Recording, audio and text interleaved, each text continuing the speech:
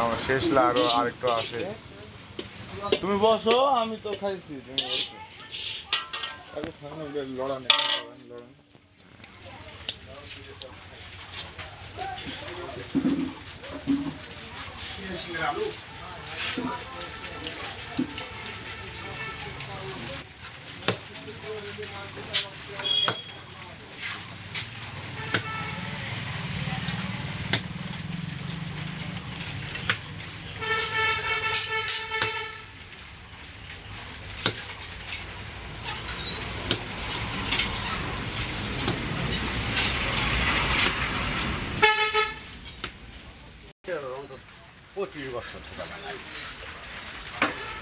বিক্রি কেমন? নাম কি আপনার?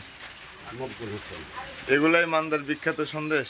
না বাবা, আচ্ছা ভালো সন্দেশও থাকতে পারে, আমি সম্পাদে দেখি। কিন্তু মানুষ তো এই মান্দারি সন্দেশগুলো খায়, আর রাজশাহীতে বলে যে খায় আসলাম ফেরিঘাট। ওই যে ফেরিঘাটের সন্দেশ যেটা, সেটা জেলি দেওয়া থাকে, তা আমরা তো জেলি দিই না। আপনারা কি দেন? আমরা শুধু চিনি আর ছানা।